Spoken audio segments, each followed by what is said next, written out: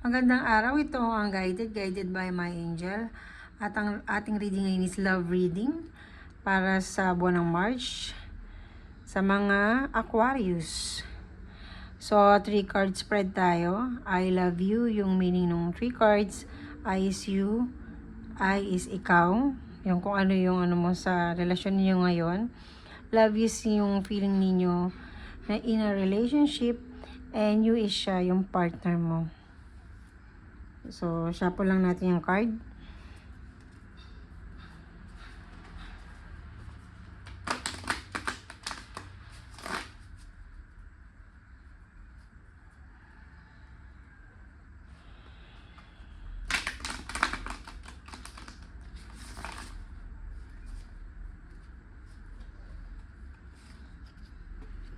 So, I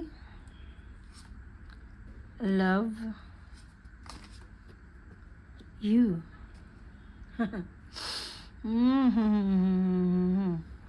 So, ikaw mismo, Aquarius, mukhang satisfy ka naman sa iyong relationship ngayon.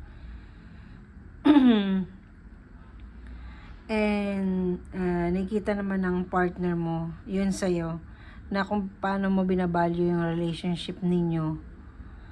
Lalo na ngayong buwan ng March. At, magiging open ka sa mga plano mo with your partner, and kung ano man yung mga plan na yon is nasa tabi lang siya, so support you. So kung ikaw naman, ganun ka rin naman sa kanya, so supportan mo kung ano yung relasyon na meron sa inyo ngayon, at masyado mong chine-cherish yung relationship na inyo ng ito ngayon.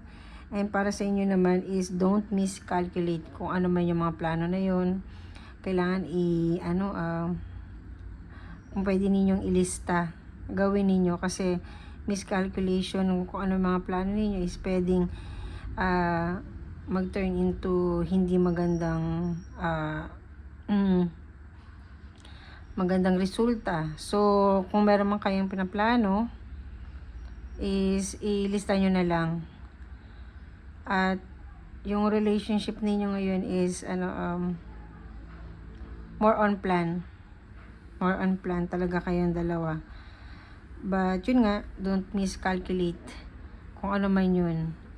And siya sa'yo, yung partner mo, maraming struggle ng partner mo ngayon, siguro ito yung sobrang overprotective niya sa'yo. At ayaw niya din, ikaw din mismo, ganun ka eh.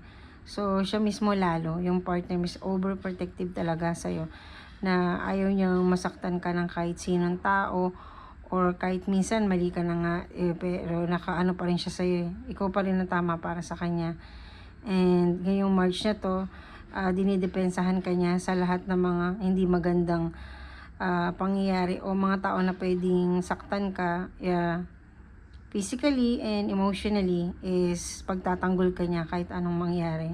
Lalo na ngayong buwan ng March, dahil nakapokus lang tayo ngayon ng buwan ng March. So, kung ano yung mga plano ninyo para hindi walang humadlang, kung ano man yun, is don't miscalculate ngayon. Kailangan is plano ninyo at alam ninyong magiging magandang resulta nun, para kung sino man yung mga tao or isang pangyayari na hindi aayon doon, is madidepensahan ninyong parehas, dahil siya overprotective talaga siya sa'yo.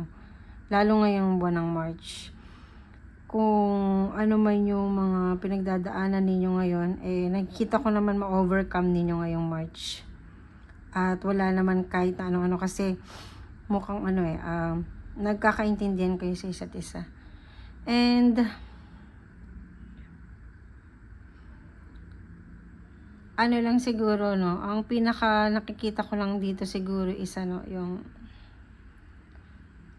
parang kayo opposite kayo talaga. More on malambot ang puso mo, siya matigas ang puso niya. Kaya alam niya kung paano kanya poprotektahan. And para sa mga single, so naghahanap ka na talaga ng partner mo ngayon. At yung future mo is busy siya. busy siya sa mga bagay na na sobrang busy niya, hindi ka pa niya masyadong napapansin. At kung nanliligaw naman na siya ngayon, parang masasabi, nililigawan ba ako nito or ganito, bakit ganun? Parang hindi niya ako nililigawan pero nagpaparamdam naman, parang ganyan. So, nakita ko na ngayong March, kung gusto mo na mag-interrelationship, palagi ko ikaw siguro yung kumilos. Ikaw na yung mag-first move.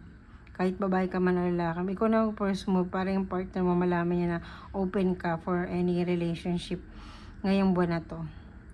So, pubuno tayo ng isang love spell para mas mapabuti yung relationship at mahanap mo na yung iyong partner ngayong March.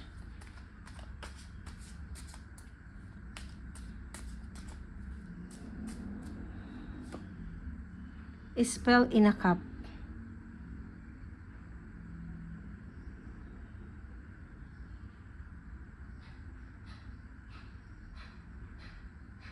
So,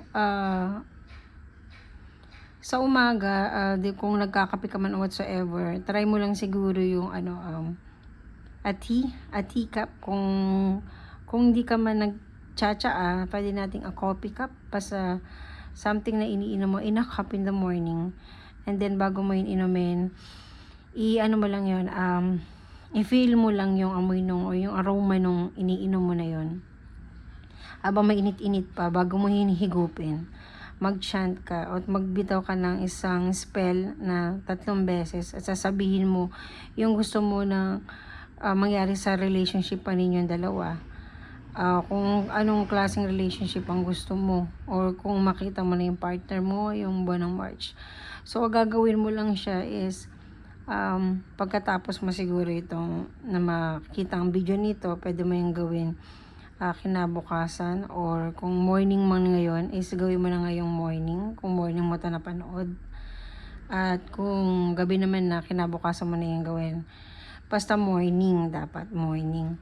So kung niniwala ka man, hindi ka naniniwala dun sa spell na yun, it's okay kung gawin mo, hindi. Lagi ko naman sinasabi dito sa aking reading na syempre yung prayers pa rin, yun pa rin yung pinaka number 1 na pwede natin maging sandata kahit saan naman bagay, lalo na sa relasyon, dahil mahalaga ang ating puso, dahil ito yung nagbibigay ng buhay sa atin, at kahit ano pa man, ito yung magpapasaya pa rin sa atin at gagawa ng lungkot. Kaya mas maganda yung mga relasyon natin sa ating partner, dahil para at least maging masarap yung pakaramdam natin na that we are loved and we are in love. So sa ngayon, yun lang mga Aquarius, ang yung love reading para sa buwan ng March, and sana magtagumpay ang relationship mo ngayon. At if ever na kahiwalay mo lang, palagi ko naman mahanap mo pa rin yung tamang tao para sa'yo. Possible ngayong March. So maraming salamat and God bless.